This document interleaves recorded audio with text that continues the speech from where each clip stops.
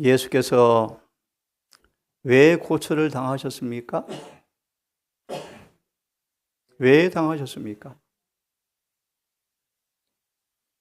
이번에서는 그렇게 말씀하십니다. 우리를 거룩하게 하시려고. 왜 고초당하셨죠? 베드로는 그렇게 말합니다. 죄를 그치게 하려고. 왜 그분이 고난당하셨습니까? 예, 율법의 의의를 완전히 충족시키시려고. 왜 그분이 고난당하셨습니까? 계시록 12장 그렇게 말씀합니다. 사탄의 참소를 반박하기 위하여. 여러분, 왜 고난당하셨습니까? 잘 아시죠? 우리의 죄의 값을 완전히 대속해 주시려고. 그죠? 증언은 그렇게 말합니다.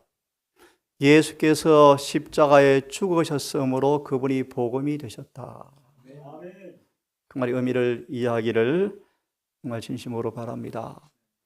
이 안식일학교는 우리 교장 말씀처럼 예수 그리스도를 아는 지식의 최고의 과학을 배우는 학교입니다. 학교. 저는 어제 서망 46장을 우리 밤에 새벽에 묵상하고 정리하면서 마음에 아는 감동과 마음의 눈물을 흘리는 시간을 가지면서 가슴이 용솟음쳤습니다. 주님 정말 감사합니다. 주님 사랑합니다. 정말 충성하기를 결심합니다. 그런 믿음의 고백을 만드는 시간을 갖게 되었습니다. 예수를 아는 지식. 예수님은 슬픔의 사람이셨다 라는 말씀을 묵상하는데 얼마나 감동이 밀려오는지요. 다시 한번 2023년 이 학기를 통하여 우리의 구주에 관한 지식이 점점 증가하여 에베소 4장의 13절 말씀처럼 그를 믿는 것과 아는 일에 우리가 하나가 되어서 장성한 분량에 도달하는 행복한 한 해가 되기를 진심으로 바랍니다. 오늘은 교과와 설교를 이어서 마태 19장, 마가 10장, 누가 10장,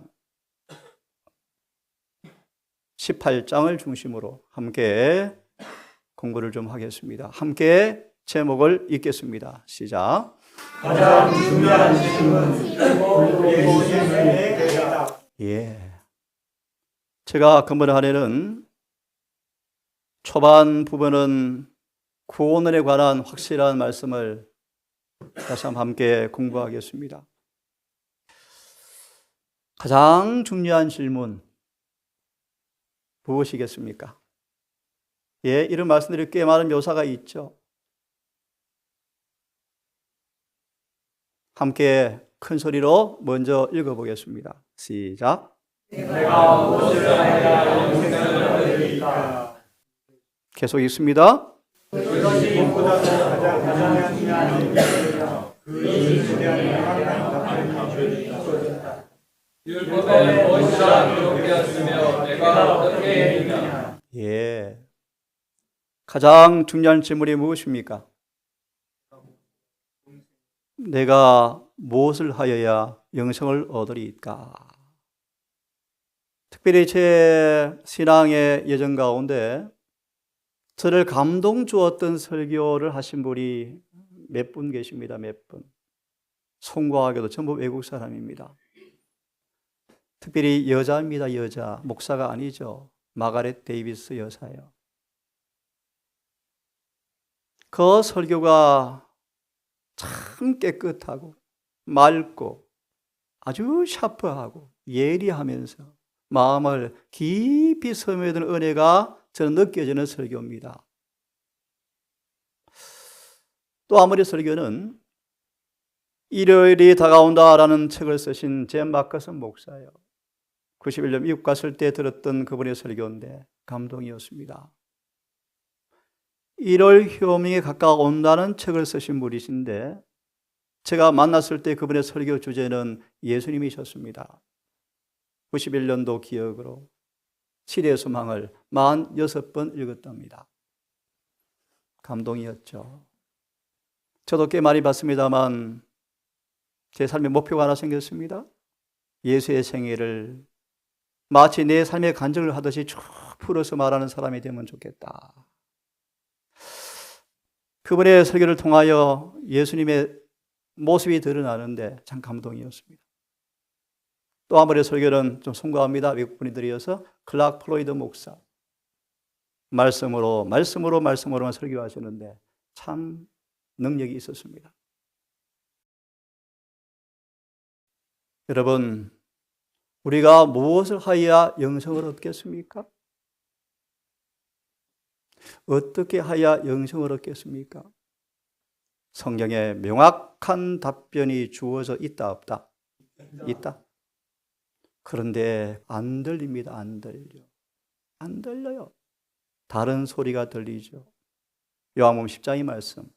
내 양은 타인의 음성을 알지 못하는 거로 도망가느니라? 모르겠습니다. 자꾸 저는 그렇게 되어지네요. 이것이 무엇보다 가장 중요한 문제이다. 첫째, 천사의 기별이 선포되었을 때 식음을 전폐하고 온 밤을 기도로 씨름하는 부흥이 일어나야 하는데, 특별히 여러분 이런 말씀 들어봤습니까? 유대인들은 7월 1일이 되어지면 새 나팔 소리가 외쳐집니다. 그래서 유대인들은 열흘간에, 한번 따라 하십시오. 열흘간에 두려움의 날들, 그게 욤 티푸르라는 단어입니다. 나팔절이란 의미입니다. 열흘간의 두려운 날들을 보냅니다. 왜 그런가? 기억책들을 살핀다. 기록책들을 살핀다. 곧 의미가 담겨 있어요. 나팔절에. 네? 그러면 두려움의 날들을 열흘을 보내면 한번 따라 하십시오. 욤 키푸르. 뭐죠? 대속죄의 일이 옵니다. 그 무슨 뜻인가? 화해의 날 뜻입니다. 두려움의 날들을 보낸다. 뭐가 온다는 것입니까? 화해의 날. 1833년 밀리를 통하여 첫째 천사의 기비 선포되었을 때 그들은 두려워 떨었습니다. 간단하게 왜 두려워 떨었습니까? 예수님 만날 준비가 안 되었네. 네? 예수님 만날 준비가 안 되었네. 그분을 만나려면 죄가 용서되어져야 하는데. 뭐가요? 우리 청년들은 죄가 용서된다라는 용서의 단어가 나오면 성례와 정언이 쭉 떠오르면 좋겠어요. 정확하게 용서는 이런 것입니다. 탁 집어서 말할 수 있을 정도. 덮어주는 은혜에 대한 설교를 할 때 산상본 114페이지, 시편 103편 12절, 시편 51편 5절과 9절의 말씀. 그죠? 용서는 단순히 중재에서 면해주는 사법적 조치가 아니다. 완전한 변화를 주어서 죄로부터 완전히 돌아서게 하는 것이 용서다. 네? 이런 용서. 자, 다시 돌아오겠습니다. 그래서 첫째 천사의 기별이 선포되었을 때 예수를 만날 소망 가운데서 부풀어 올랐지만 그거를 만날 준비가 안 된 자신들을 깨닫고 바라보고 식음을 전폐하고 울부짖었죠. 가장 중요한 문제, 영생을 얻을 것인가? 나의 죄가 도말될 것인가? 그 질문에 대한 명확한 답변이 주어졌다.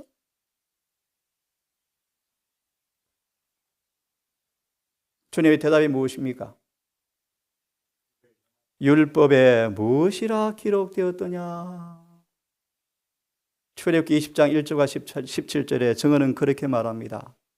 십계명은 구원의 조건이 총괄적으로 개괄되어 있다.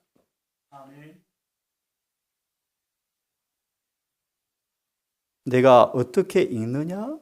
참 중요하죠. 함께 읽습니다. 시작. 영생에 대한 소망은 박약한 근거의 기초에서는 안 된다. 그것은 하나님과 그의 영혼 사이에서 결정되어야 할지라도 영혼이 결정되어야 할지라도 막연한 소망에 불과한 소망은 그들의 멸망을 초래할 것이다. 여러분의 믿음의 기초는 어떻습니까? 확실합니까? 안실학교 표어처럼 삶에 적용되어지는 말씀이 명확합니까? 어제 소망 671페이지 말씀처럼 실제로 진리가 내 속에 틀을 자리하여 그 말씀과 일치된 변화시키는 경험을 실제로 만져지는 경험이 올 때 우리는 말씀을 문자 그대로 소개할 수 있다고 말씀하시는데요. 예컨대 완전히 의미가 얼마나 명확합니까, 여러분 성경에? 네? 요한복음 17장 딱 펴면 나오죠. 정확하게 나오죠. 완전의 의미가 얼마나 명확한데요. 예를 하나 듭시다. 에베소 4장 30절. 이 완전의 예수를 믿음으로 도달하지 아니하면 인을 못 받는답니다, 여러분. 아멘. 예? 오늘 주제는 아닙니다, 여러분. 영생에 대한 소망은 박약한 근거, 아주 얄팍한 그런 근거에 기초해서는 안 된다. 막연한 소망은 영혼의 멸망임이 반드시 필연적으로 증명되고 말 것이다. 바울처럼 순교장 앞에서 그 확신 보십시오, 확신. 예? 확신 보세요. 야곱 보세요, 야곱. 그러므로 이 문제는 각자가 결정적으로 진지하게 되기를 원한다. 아무도 이 문제에 실수를 범해서는 안 된다. 우리 어떻게 함으로 영원한 구원을 얻을 것인가? 하나님의 생명으로 측정되어지는 영생을 얻기 위해서 무엇을 해야 할 것인가? 생사에 관한 문제가 여기에 달려있다. 네? 이러한 문제야말로 가장 신중히 고려해야 할 문제이다. 다시 가장 중요한 질문이 뭐라고요? 내가 무엇을 하여야, 어떻게 하여야 영생을 얻으리까? 성경 본문입니다. 마태 19장, 마가 10장, 누가복음 18장. 같은 내용을 새 성경 공간 복음에 기록되어 있는 말씀. 소망, 그럼에도 내가 오히려 한 가지가 부족하다라는 말씀의 본문.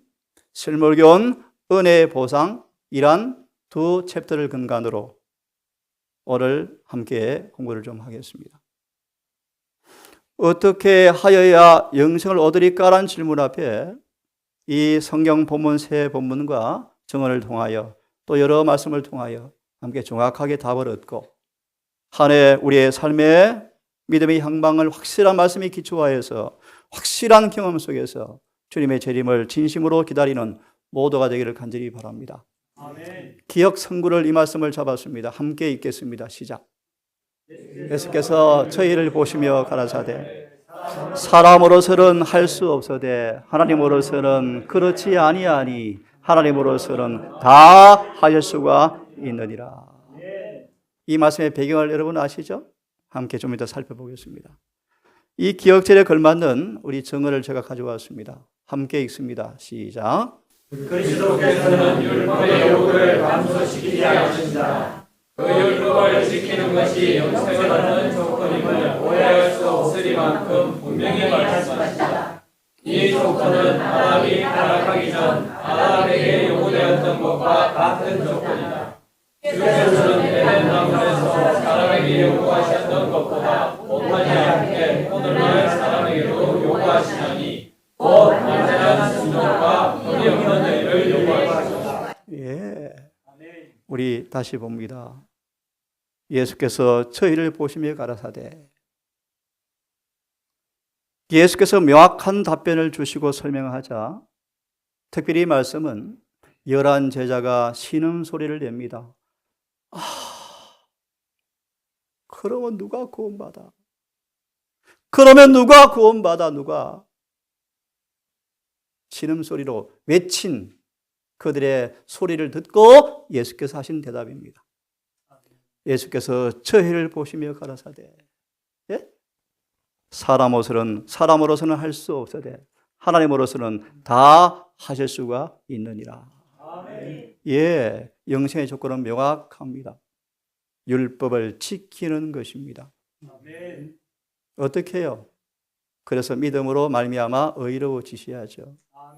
오늘 주제는 아닙니다. 영생의 조건은 분명합니다. 완전한 순종. 아멘. 우리 청년들, 완전한 순종에 아주 명확한 예정이 두 군데가 있습니다. 딱 집으면 뭐죠? 예, 또요. 아, 그렇습니다. 공부를 잘했습니다. 모세의 죽음과 아브라함의 이삭을 드린 순종 그 모습은 정언에 딱 표기했죠. 하나님께서는 완전한 순종을 요구하시는 불멸의 교훈을 주기 위해서 두 사건을 기록해 두셨어요. 네? 영생의 조건이 뭐라고요? 완전한 순종, 흠이 없는 의를 요구하. 이 관계를 말씀드리면 완전한 순종하는 사람에게만 흠이 없는 의가 입혀집니다. 영생의 조건입니다, 여러분. 기억할 성경 정언 9절입니다. 오늘 공부를 통해서 제가 원하는 목표가 있습니다. 학습 목표. 거룩한 지도를 따르는 사람들은 구원하는 은혜와 실제적 행복의 참 근원을 발견하게 되어서 자기 주위에 있는 사람 앞에 이 행복을 나눠주는 사람 되면 좋겠다. 아멘. 제가 재림교회 개종을 하고 많이 들은 이야기입니다. 재림교인들은 확신이 부족합니다. 그런 얘기를 많이 해요. 그래서 단상에서 목사님들이 흉내를 내죠. 개신교 목사처럼. 구원 받았습니까? 확신 손 들어보라고요? 근본 공부의 목적은요, 정말 구원하는 은혜를 참으로 경험하여 실제적 구원의 행복을 누리는 그 경험을 나누어 주는 그런 능력의 체험들이 있기를 바라는 마음으로 오늘 공부를 준비했습니다. 하나님께 대한 사랑은 모든 취미와 모든 욕망을 순결하게 만들어주고 고결하게 만들어서 모든 애정을 강렬하게 할 뿐 아니라 모든 가치 있는 쾌락을 빛나게 할 것이다. 이러한 생애는 사람들로 하여금 모든 참된 것과 선한 것과 아름다운 것을 감상하게 하고 즐기게 해줄 것이다. 엊그제 이방인들의 말이지만 이곳은 참 좋은 곳이요. 하여튼 좋은 감동을 받았습니다. 이곳은 천국이랍니다. 예, 우리 실제 삶이 이곳을 방문하는 사람들 앞에 재림을 준비하는 사람들의 모습, 예? 건강 계획을 따라 사는 사람들의 건강미, 예? 이런 완전의 교리를 가르치는 사람들의 사교적인 모습, 쾌활한 모습, 너그러운 모습, 깐깐한 모습이 아니고, 그죠? 원칙에 철저하면서도 관대한 모습, 그런 아름다운 것을 감상케 하는 우리 모든 동성가족의 삶의 모습이 되기를 진심으로 바랍니다. 아멘. 우리 행복과 구원은 생명의 말씀을 먹고 말씀을 순종하여 그리스도의 일을 하는 데 있으며 의를 사랑하고 불의를 저지하는 데 행복과 구원이 달려있다. 이런 목표로 오늘 공부 설교까지 함께 해볼 텐데요. 함께 읽고 성경 본문을 보겠습니다. 함께 읽습니다. 시작. 순종은 하나의 위대함. 하나님의 법은 그 하나하나가 하나님의 사랑과 자비와 구원하시는 능력을 기뻐하여 놓은 것이다. 순종하기만 하면 이 율법은 우리의 생명이요 구원이며 우리의 행복이요 평화이다. 예. 참고로 여러분, 우리가 온 소리를 높여서 외쳐야 할 기별이 뭐죠? 계시록 10장 7절. 율법을 순종하는 것이 영생의 조건이라는 영원한 복음을 크게 외쳐야 한다. 아멘. 다시요. 율법을 순종하는 것이 구원의 조건이라는 영원한 복음을 우리는 크게 외쳐야 한다. 이것이 뭐요? 새 천사의 계명이에요. 계시록 10장 7절의 말씀.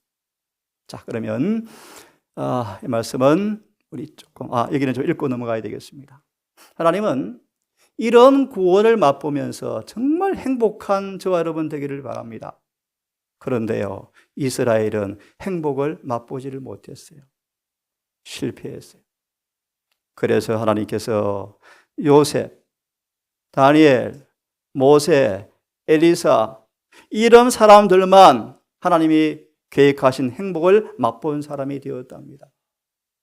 이들을 가리켜서 남은 무리, 남은 자손, 스가랴 말씀을 빌리면 놀라운 사람들, 풀이하면 사단이 발버둥 치고 애를 써도 마귀의 밥이 안 되는 사람들, 아멘. 네?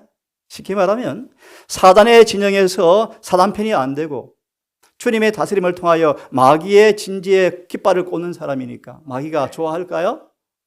이런 사람들. 이것들이 구원의 행복을 맛본 사람이었죠. 자, 그러면 성경 본문을 보겠습니다. 함께 우리 순서는 마태, 마가, 누가 순서입니다. 함께 읽어보겠습니다. 시작.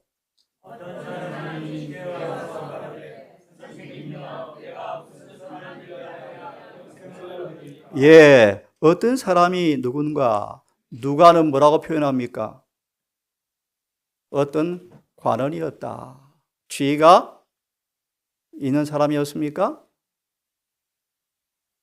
어떤 사람이, 어떤 관원이, 마가는 한 사람이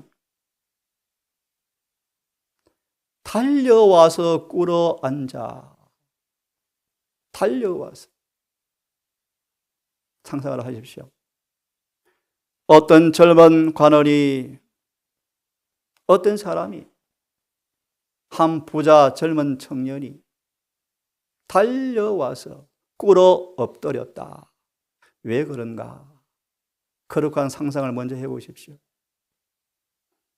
그가 사람 모두에게 가장 중요한 질문을 진지하게 대신 주님께 물어보았다. 선한 선생님이여, 이 말 속에 무슨 선한 일을 이란 이 말 속에 이 부자 청년의 신앙이 다 담겨 있는 말씀이에요. 미리 말씀을 드리면 정말 선하게 살아온 청년이었어요.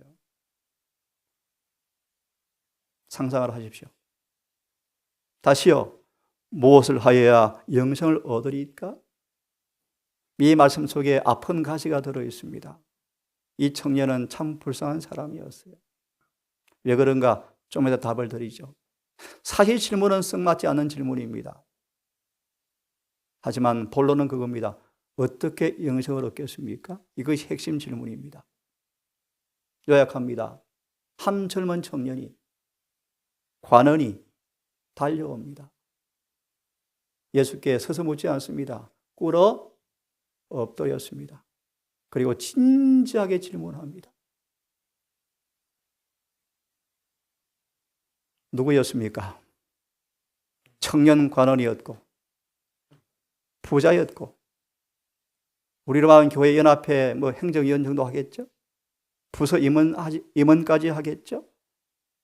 왜 달려왔습니까? 왜 달려왔습니까? 예수님을 바라보니까요.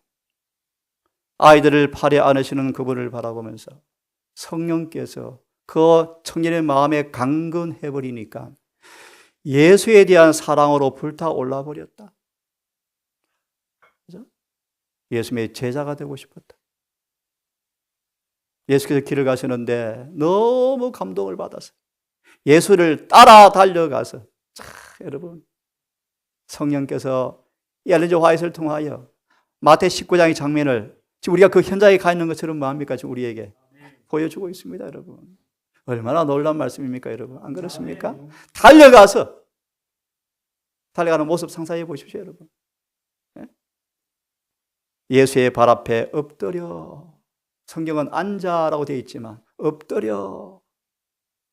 그 영혼과 모든 인간의 매우 중대한 문제를 성실하게 열렬하게 질문하였다. 여러분 정말 구원받고 싶습니까? 정말 그렇습니까? 전심입니까? 마태 6장. 의복보다 음식이 중요합니까? 예. 음식을 위해 사람들이 달려가죠. 열심히 돈 벌죠. 왜 음식을 먹어야 합니까? 목숨 때문에, 목숨 유지하려고. 안 그렇습니까, 여러분? 답이 무엇입니까? 목숨보다 영생이 중요하죠. 영생이 중요하죠. 근데 목숨 부지하려고 아둥바둥 살면서 뭘 따라 못 삽니까? 말씀을 따라 못 삽니다. 어떻게 하면 좋겠습니까? 어떻게 하면? 예. 예수를 따라 달려가서 진지하게 성실하게 열렬하게 질문하였다. 여러분 질문을 가지시고 성경을 연구하시고 답을 얻으십시오. 선한 선생님이여 내가 무엇을 하여야 영생을 얻겠습니까? 이것보다 중요한 질문이 없죠. 이 질문에 주님의 대답의 메시지를 좀 보십시다. 17절 읽습니다. 시작. 예, 정언은 기가 막힙니다. 어찌하여, 좋은 쉬운 말로 예수께서 부자 청년의 가면을 벗겨주고 싶었다. 뭘 벗겨주고 싶어요? 가면. 그의 위선. 예수님을 깊이 아셔야 돼요, 여러분. 예? 예수님은 1시간 가리켜 침례받는 분이 아니십니다, 여러분. 엊그제 왔을 때 분이 그러시더라고요. 예? 예수님은 우리를 너무너무 사랑하셔서 인간에게 한마디 아첨을 할 수가 없는 분이시래요. 이사야 5장의 말씀. 선을 악으로, 악을 선으로. 그 다음 뭐라고 되어 있죠? 의인에게 의를 빼앗고 죄인에게 뇌물을 받고 의롭게 해준다. 참 기가 막힌 말씀이죠. 이러한 내용이 오늘 설교 단상에서 외쳐지고 있죠. 뇌물, 인기 때문에, 명예 때문에, 교회 숫자 때문에. 그만합시다.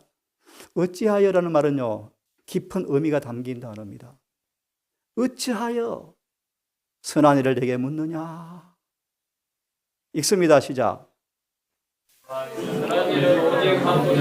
어떻게 하여야 영생을 얻겠습니까? 라는 질문 그 앞에 예수께서는 먼저 영생을 정말 얻기를 원하는데, 영생을 정말 얻으려면 너 위선의 가면을 벗고 진짜 무엇이 선인 줄 너는 알아야 한다. 알아야 한다? 따라하십시오. 내가 생명에 들어가려면 말아? 여러분 답안지요, 답안지. 네? 성경은 단순 명료합니다. 영생을 어떻게 얻습니까? 라는 질문에 주님의 대답이 무엇입니까? 계명을 지키라는 것입니다. 맞나요? 확실하죠. 청년들 어제 보았죠. 소망 310페이지. 계명을 지킨다는 것은 뭐예요? 네? 실생활의 진리가 그대로 옮겨진 일치된 삶. 맞나요? 예. 마가는요, 누가는요, 이 말씀은 거의 똑같이 기록되어 있습니다. 다시요. 어찌 나를 선하다 하느냐? 선한 분은 한 분밖에 없다. 선의 기준을 딱 제시하죠. 선의 기준. 내가 생명에 들어가려면 선의 기준이 무엇입니까? 그분의 품성의 사본인 율법이다. 보십시오. 함께 읽어보십시다. 시작. 그리스도께서는 내가 어찌하여 나를 선하다 일컫느냐? 하나님 한 분 외에는 선하다가 없느니라고 말씀하셨다.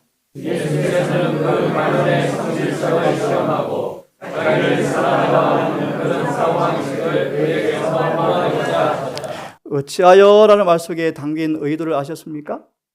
네? 성실성을 시험하고 자기를 선하다 라고 일컫는 그의 사고방식을 그에게서 뽑아내고자 하였다. 또 다른 정언에 보시면 실제의 청년은 겉으로 죄가 없을 정도로 성실한 청년이었대요. 이 청년은 이야기하고 있는 그분이 하나님의 아들임을 그가 깨달았을까? 알았을까? 그의 마음의 진정한 생각은 무엇이었을까?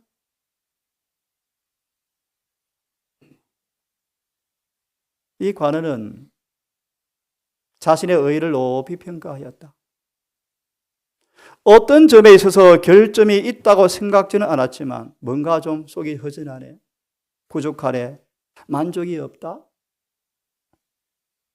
그래서 피로를 느끼고 있는 그에게 예수께서 어린 아이를 축복하시는 모습을 바라보면서 자신의 영혼도 피로도 이분이 채워주면 참 좋겠다. 라는 열망이 일어나서 달려간 것입니다. 어찌 영생을 얻을 수가 있겠습니까? 읽습니다. 시작. 예수께서 가라사대 살인하지 말라, 간음하지 말라, 도둑질하지 말라, 증거하지 말라. 예. 계명을 지키라. 부자 청년의 대답이 무엇입니까? 아니, 어떤 계명인데요? 네, 어떤 계명인데요? 어릴 때부터 다 지켰는데요. 아직도 무엇이 부족합니까?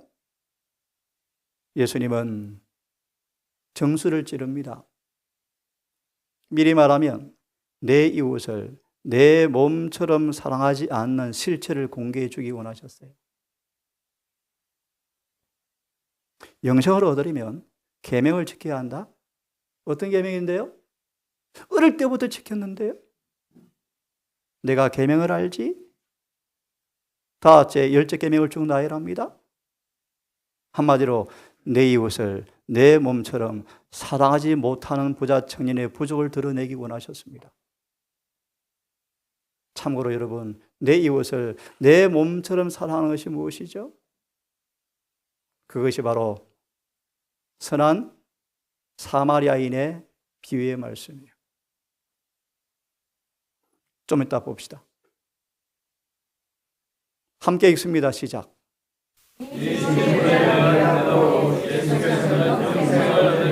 하나님의 계명을 지킬 필요가 있다는 것을 그에게 말씀하시고 그의 이웃에게 대한 사랑의 요구를 보이는 명계명을 인정하셨다. 미리 질문 하나 합시다. 영생의 조건은 하나님의 계명을 뭐 하는 것이라고요? 지키는 것이다. 이 말씀에 하나님의 계명을 지킨다는 것은 무슨 뜻입니까? 내 이웃을 내 몸처럼 사랑한다는 것이 영생의 조건이다. 그러므로 계시록 13, 요한복음 13장 34절 아시죠? 내 이웃에 대한 이런 사랑을 갖지 않고 있으면서 영생을 얻을 수 있다는 것은 치명적 속임수에 빠져 있는 사람들이다. 자, 함께 읽습니다. 그분야고 온 문제가 하나님의 계명을 지키는 여기에 달렸다고 말씀하셨다. 분명합니까? 아멘. 문제를 출제하신 시험 만드신 분의 답안지입니다. 답안지. 이 답안지 말고 다른 답안지 되면 거짓말이에요. 거짓말. 안 그래요? 예수님은 구원 문제가 바로 하나님의 계명을 지키는 여부에 달렸다고 말씀하셨다.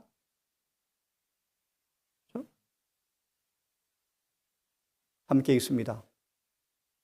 그 청년이 가로되 이 모든 것을 내가 지켰사오니 아직도 무엇이 부족하니까. 참, 청년 대답 참 놀랍습니다. 인간적으로도 이런 대답할 사람이 많을까요? 별로 없어요. 마태는요, 마가는 이렇게 대답합니다.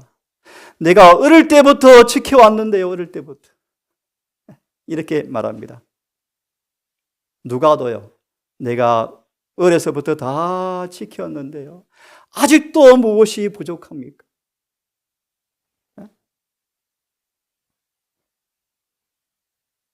소망은 이렇게 말합니다. 청년의 대답은 당당하였다. 내 이 모든 것을 내가 지켰사오니 아직도 무엇이 부족하니까. 하나 짚고 넘어갑시다. 영생의 절대적 조건은 의를 소유하는 것입니다. 의를 얻는 비결은 방법은 두 가지밖에 없습니다. 스스로 얻든지 아니면 선물로 받든지 밖에 없습니다. 결론은 의를 얻으셔야 합니다. 다시 말합니다. 율법과 조화되어야 하늘에 갑니다. 방법은 두 가지입니다. 율법의 행위로, 인간의 행위로 도달하든지 아니면 하나님의 은혜로 도달하든지 도달은 해야 합니다. 아시는 것처럼 인간의 행위는 불가능하죠. 우리는 은혜로 의에 도달하셔야 합니다. 이것이 영생의 조건입니다. 따라서 이 모든 걸 내가 지켰사온데 율법의 행위로 해왔지만 뭔가 부족을 느꼈다고요? 느끼고 있죠. 아직도 무엇이 부족합니까? 잘 보십시오. 이제 함께 한번 읽어봅시다. 시작. 예수께서는 그 젊은이에게 잊어버린 눈길을 예수님께서 말씀하시는 그분의 용모를 모습을 한번 거룩한 상상해 보십시오. 애정어린 눈길로 그를 바라보시면서 계명을 지킴에 있어서 그의 부족함을 성실하게 지적해 주셨다. 이것이 목사의 직분이죠. 이것이 사랑이죠. 함께 읽습니다. 그는 우리의 이웃을 자기처럼 사랑하지 않았다. 예. 그 다음요. 그리스도께서는 우리에게 그의 전적인 품성을 보여주셨다. 우리에 대한 그의 이기적인 사랑이 분이었다. 그것은 만일 제거되지 않을 것 같으면 하늘에 가지 못하도록 그를 막을 것이다. 그래서 이렇게 말합니다. 예수님은 불쌍히 바라보셨다. 예수님은 그를 사랑하셨다. 그래서 그가 이 말씀을 하면 이 청년은 당신을 영원히 떠날 것을 아셨다. 슬프죠? 그럼에도 불구하고 예수님은 그 영혼의 악덕의 중심부를 건드리셨다. 이 말씀 때문에 교회 안 나올 걸 알았습니까? 알았습니다. 알았지만 그냥 돌려보낼 수가 없어요. 네? 악덕의 중심부를 건드리셨다. 왜요? 요한복음 4장의 말씀 누구 얘기죠?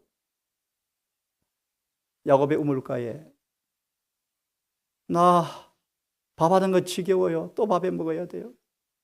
부끄러워 죽겠어. 낮에는 못 나오겠는데 정오에 물 들어오는데 사람 눈 보는 게 부끄러워 못 보겠는데요. 먹고는 살아야 하니까 돈은 벌러 가야 합니다. 그죠? 내가 주는 물은 한 번 먹으면 목마르지 않는데 영원히 목마르지 않을 텐데 나 이 물 좀 주세요. 그래 줄게. 남편 좀 데려올래. 은밀한 죄를 덜추죠. 죄를 덜추죠. 악덕의 중심부를 건드리셨다. 이 때문에 예수를 떠나갈 걸 예수께서는 이미 아셨다.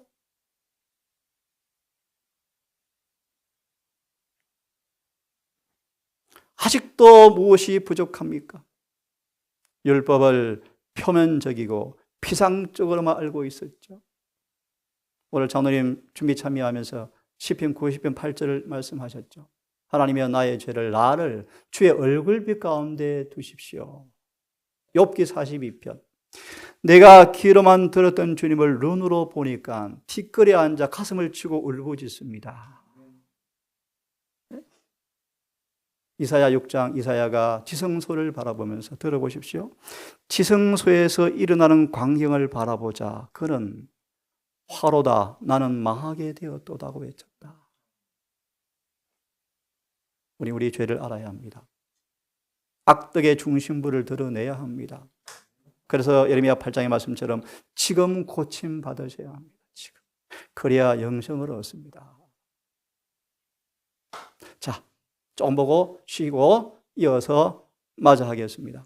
자, 이 말씀 읽고 좀 쉬십시다. 같이 읽습니다. 시작. 내가 온전하고자 할진대 계속 읽습니다. 가서 내 소유를 팔아 가난한 자들을 소유를 뭐예요? 팔아.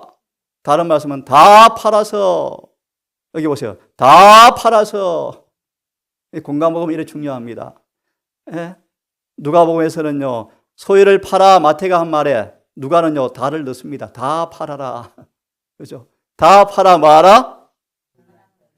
읽습니다. 그리하면 하늘에서 보화가 내게 있으리라. 그리고 와서 나를 조퇴하 네가 온전하고도 할진대.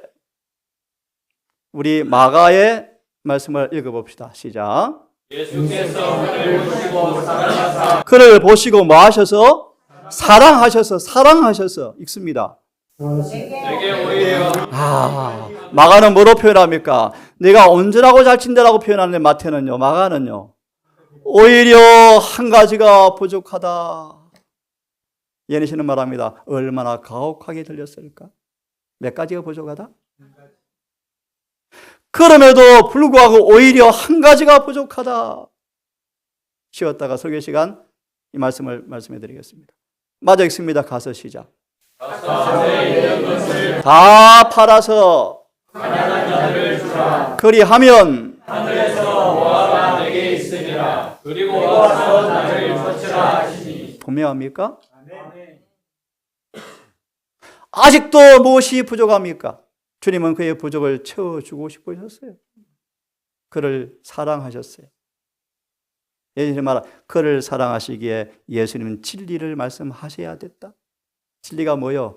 내가 아직도 한 가지가 부족한데 어떡할래? 예? 저와 여러분 몇 가지가 부족합니까? 똑같습니다. 한 가지가 부족합니다. 미리 답을 드리고 설교 시간 말씀을 드리겠습니다. 간단히 말합니다. 진정으로 거듭나서 예수께서 마음에 실제로 내재해야만 그런 사람들만 경험되어지는 예수님의 사랑, 그것이 한 가지 부족입니다. 22절 읽고 좀 쉬었다가 설교 시간 이어서 말씀을 드리겠습니다. 예수께서 시작. 예수께서 이 말을 들으시고 이르시되 내가 오히려 한 가지 부족한 것이 있으니 내게 그것을 다 팔아 가난한 자들을 나눠주라. 그리하면 하늘에서 보화가 내게 있으리라. 그리고 와서 나를 쫓으라 하시니. 그리하면 그리고 다 조건이 있습니까? 있죠. 그리하면 그리고 나를 쫓아라. 그러면 영생 얻는다.